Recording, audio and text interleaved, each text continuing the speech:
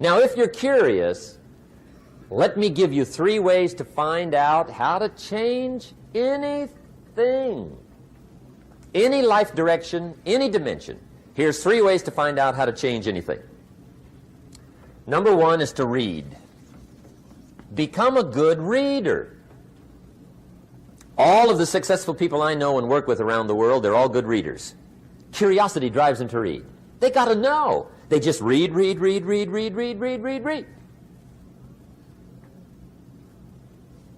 Become a good reader. Now, that's my opinion. Listen to the other lecturers and listen to me and make up your own mind. Don't be a follower. Be a student. Okay? I say, really, for life change, you got to read. One way to learn is from your own experiences, but another way to learn is from other people's experiences. See, one book might save you 5 years if you read it. Did you know there's books on how to be stronger, more decisive, be a speaker, be a leader, have a better effect on other people, develop your personality? Did you know there's books on that? And people don't read them? How would you explain that? And they can read? Did you know that hundreds of successful people have written their stories in books and they wrote down how they did it and people don't read it? How would you explain that? The guy's busy, I guess. You know, you get tied up. The guy says, well, yeah, you work where I work. By the time you struggle home, it's late. You got to eat a bite of supper, watch a little TV, get to bed. You can't sit up half the night reading. And the guy's behind on his car payment. Good worker, hard worker, sincere. But you got to be better than sincere and work hard. Otherwise, at the end of your life, you'll wind up cold, stony broke. You got to be better than a good worker. You got to be a good reader. The whole world is governed by laws. The universe, in fact. Laws. We call it the law of electricity. We call it the law of gravity. There's mathematical laws. There's physical laws, speed and velocity laws, agricultural laws. There's all kinds of laws. Now that we find ourselves on the spinning planet, you just have to learn what I call the setup. Learn the setup. Life's setup. Now, we didn't set it up, but we're here, so you got to learn it. And we should learn the setup for 2 basic reasons. Number 1, to keep from getting hurt. It's one of the major reasons for learning, so you won't get hurt. See, economically, socially, personally, you can get hurt just not knowing. Ignorance is not bliss. Ignorance is poverty. Ignorance is tragedy. You got to know, or you're going to get hurt. It's good to know not to walk out the 10-story window. That's excellent information. Now, what if a guy didn't know and he walks out? Now he's dead at the bottom. Somebody says, well, the poor guy didn't know. You got to know, or you're going to get hurt. Okay. Now, here's a parenthesis. You don't have to like the setup. I don't ask you to like how it is. That's not what's important. But it is important to learn how it is. Okay? So you don't have to like it, but you should learn it. That's what I tell the kids, right? Make sure you get the information. What you think about it, that's up to you. What you're going to do with it, that'll soon be up to you. But make sure you get it. See, there's nothing worse than being stupid. Nothing. I mean, being broke is bad, but being stupid is awful. And what's really bad is being broke and stupid, right? That's about the end of the world. I mean, there isn't anything much worse than that. Unless you're sick. Sick, broken, stupid. I mean, that is it, right? There's nowhere else to go. So make sure you get the information. It's key. You don't have to like it, but learn it. If this big monstrous thing lifts up in the sky, hangs there for a little while, cuts loose, comes crashing down. Boom, shakes the ground for 5 miles. And then this big monstrous thing lifts back up in the sky, hangs there for a little while, cuts loose again, comes crashing down. Boom, shakes the ground for 5 miles. It just keeps doing it, this big monstrous thing. Lifting up and then crashing down. Boom. Now, you might come along one day and say, that's got to be a stupid arrangement, which is okay. You're entitled to your opinion. But the first thing you should learn to do is get out from under it, right? That's number one. You might have a great moral argument. You might want to shake your finger at the sky, but do it from over there, right, so you don't get smashed. It's called your basic smart. So number one, learn so you won't get hurt. Whether you like it or not, learn. Now here's the second reason for learning, the setup, to benefit. It's called the plus of life. And that's what life is, right? Both minus and plus. The minus is tragedy, heartache, misery, failure, unhappiness. But life is also happiness, prosperity, good feelings. So here's the key. Learn to get on the good side of the way things work.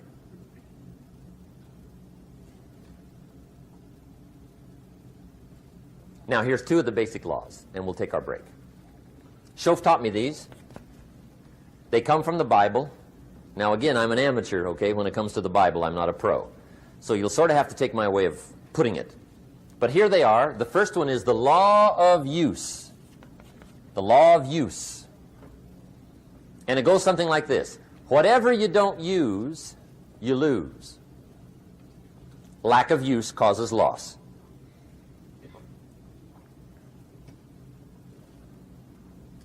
On this planet, maybe not the next one, but on this one, if you tie your arm to your body, leave it there long enough, you'll never use it again. It's over for the arm. Now, it may not be over, but it's over for the arm. The only way to keep the use of this arm is what? Keep using it. If you quit, you lose automatically. They don't bring it up for a vote. You lose automatically when you quit. Now, the same thing that goes for your arm goes for your brain, mentality. The same thing goes for all the human virtues. Ambition, unused, declines. Strong feelings, unused, diminish. It doesn't grow, it diminishes. Faith, unused, decreases. It's a law. Vitality, unused, diminishes. Energy, unused, decreases. The guy says, well, I'm going to save up my energy. You can't do that. That's like trying to save today, put it on the end of the year. See, you can't do that. They'll come take you away. If you don't use today, what? It's lost. The guy says, well, I'll work twice as hard tomorrow to make up for it. See, that's foolish. You could have done that anyway. Today, unused is lost. A talent unused is lost. An ability unused is lost. So here's one of the key expressions of the evening. Take a new inventory of yourself. Starting tomorrow, new project. Take a new inventory. And make sure that all of your talent and ability and mentality and ingenuity and vitality and strong feelings, faith, courage, make sure that all you've got's being used. Otherwise, you lose. Now, one of the best illustrations of the law of use is a Bible story called the Parable of the Talents. The talent story. Interesting story if you haven't read it in a while. Just review it. It's a good story. An ancient story. It says there was a master with 3 servants. He got them together one day, and he said to the 3, I've got these talents. And in those ancient days, a talent was a measure of gold. And he said to the 3 servants, take these talents and see what you can do with them while I'm gone. He said, I'm taking a journey and I'll be gone for a while. When I come back, we'll get together, go over the book, see how you did. He said, here's 5 of these talents for you. 5. Here's 2 of them for you. 2. And here's 1 for you. 1. The master said, take those talents, see what you can do with them. When I come back, we'll get together, we'll go over it all. The servant said, okay, master takes off. According to the ancient story, the master comes back from his trip When he gets back, he gets the 3 servants together, and as he said he would, he asks, how did it go with those talents? You were 5. What happened? That servant said, well, I took the 5 talents you gave me, and I put them to work. A little shaky at first, but he said things finally got rolling. And he said, I poured it on. And he said, my talents grew to 7, 8, 9, 10. He said, I doubled my talents from 5 to 10. Books will show. Master said, one heck of a job. Or something like that. He said, I gave you 2 talents. What happened? That servant said, about the same thing happened to me. I put those 2 talents to work, poured it on. They grew to 3 and then to 4. He said, I doubled my talents from 2 to 4. Books will show. Master said, well done. He said, I gave you 1 talent. What happened? That servant said, well, I took the talents you gave me, and I carefully wrapped it, and I dug a hole and buried it. And camouflaged it, I suppose, right? So nobody would steal it. And he said, fortunately, nobody got it. And he said, I knew you were going to be here today, so I dug it up. Here it is, safely wrapped. I did not lose it while you were gone. According to the ancient story, the master said, take that talent away from him and give it to the man that's got 10. Now you might say, well, I don't like that arrangement. The poor guy's only got 1 talent. He's already got 10. It ought to be more even. Remember, I didn't ask you to like it. But this one I would ask you to learn, because it simply means whatever you do not employ, you forfeit. It's a law. So learn well the law of use. Now here's the second one, and we're going to take our break. Second law from the Bible.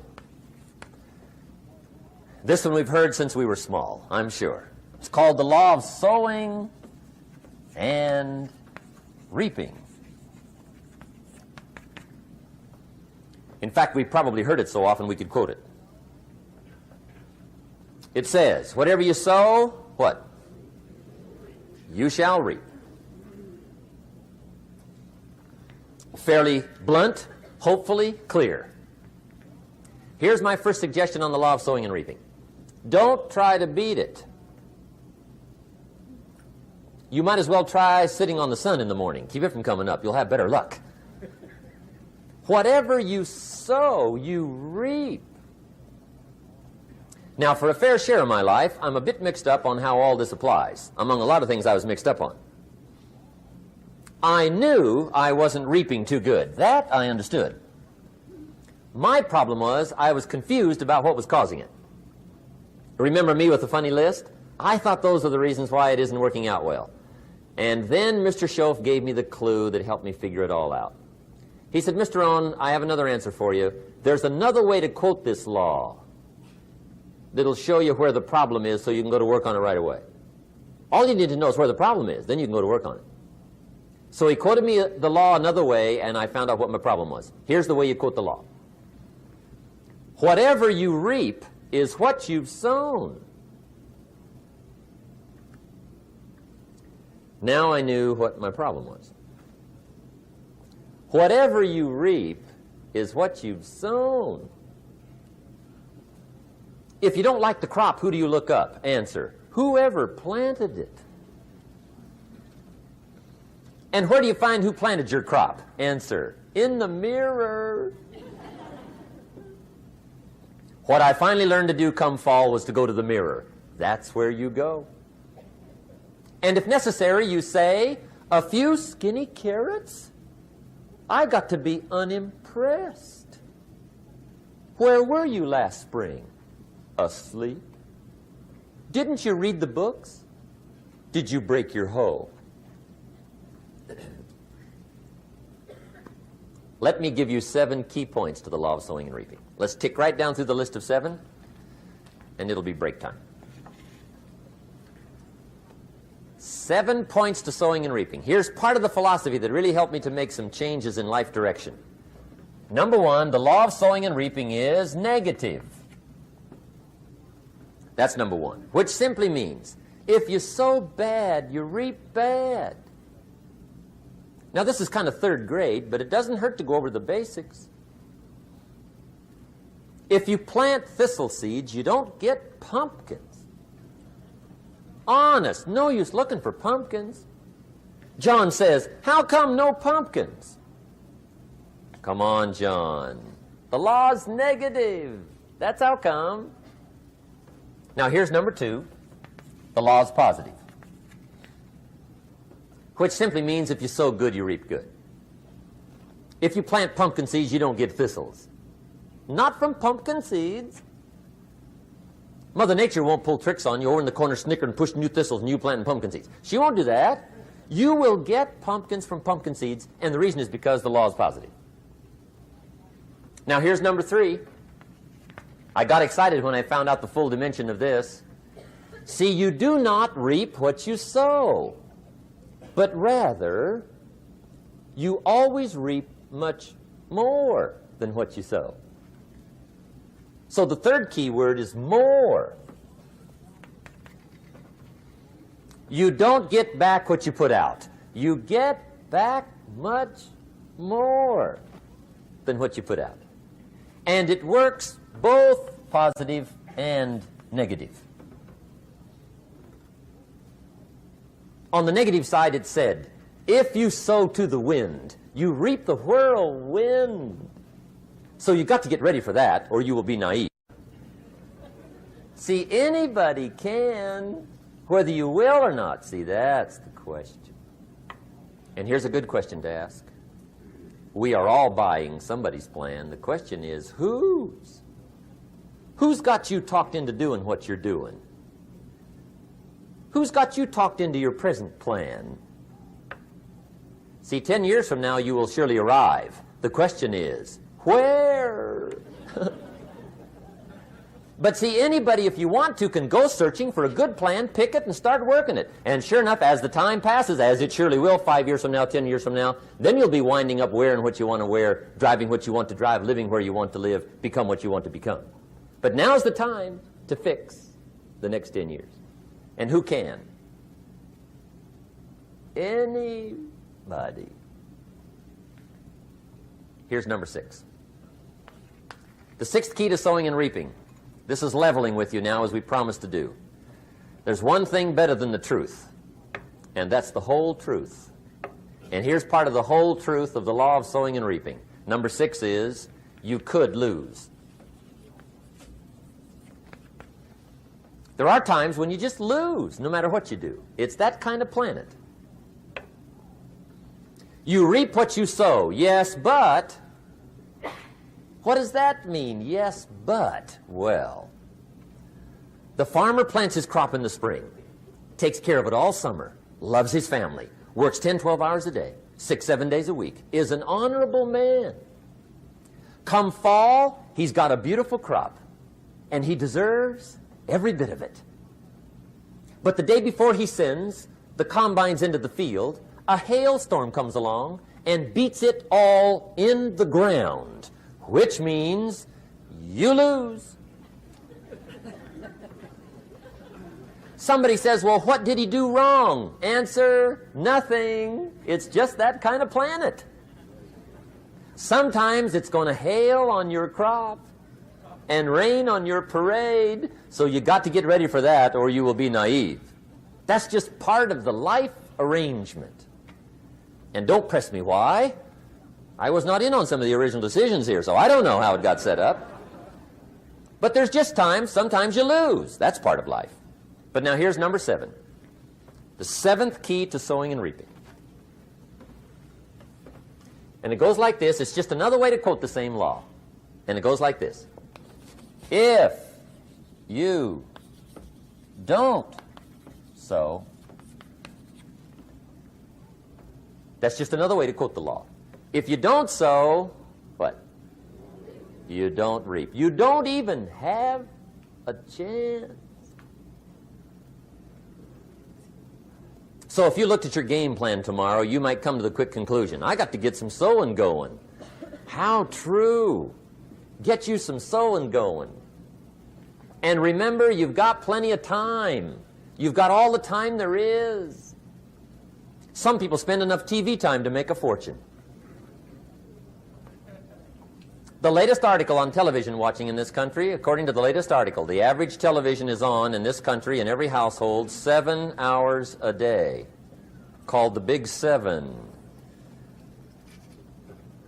I asked a guy one time what his TV cost. He said about $450. I said, you forgot to look at the price tag.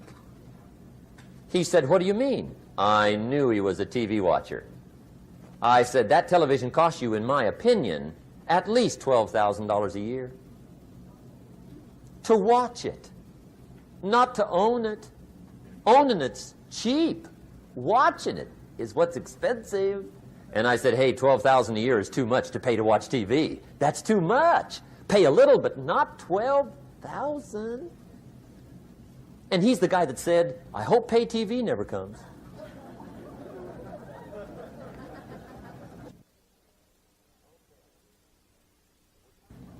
Okay.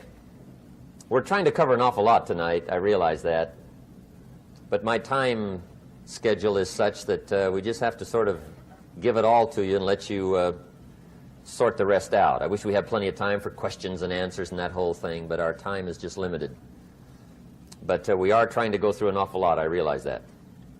But looks like everybody's getting it. This is about the note-takingest crowd I've seen in a long time. Incredible. Does anybody have 5 pages yet? Anybody? Oh, fantastic. Incredible. Okay. Maybe you heard the story about the preacher down in Texas, southern part of the country. He was an evangelist back in the horse and buggy days. And he was very good at being an evangelist, and a lot of people used to come and hear him preach. And one day he put up his tent in one of these Texas towns and expected a big crowd as usual, come and hear him preach. And he got there, first night of the tent revival, walked in. 7:30, time to start. And to his surprise, the tent was empty. He thought, well, something must be drastically wrong. So he waited till 7:45, nobody showed up. 8 o'clock, zip. Finally, 8:15. One lone cowboy wandered up on his horse, tied his horse up outside, came in, sat down on the front bench, right, waiting for something to happen. The preacher thought, well, at least I better go down and talk to the cowboy. So he walks down, talks to the cowboy, and he says, Cowboy, I'm the preacher. And he said, I don't know what to tell you. Something's gone wrong. He said, this tent was supposed to be full of people. He said, I'm embarrassed. He said, you're the only one that showed up. And he said, I really don't know what to do. And the cowboy said, well, I'm not a preacher, so I really can't tell you what to do. You know, he said, I'm just a cowboy. But he said, I know this, if I went out to feed my cattle and only one showed up, I'd at least feed it. The preacher thought, hey, the cowboy is right. If you've got a good idea to share, you should share it, if there's 1 or 1,000. So he got kind of inspired by this conversation, and he jumped up on the platform and started to preach, as if the tent was full of people. It just exploded. And he went for an hour and 15 minutes, just kept rolling. Finally, he quit. And when he finished, he came down off the platform and talked to the cowboy again. Says, well, cowboy, what did you think of my sermon?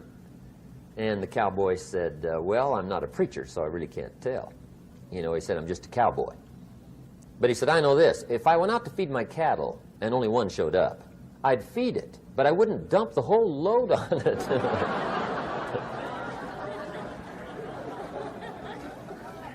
So anyway, if it seems like we're dumping the whole load tonight, I guess we are. But gosh, everybody's doing well. I'm having a good time. I appreciate the response here tonight.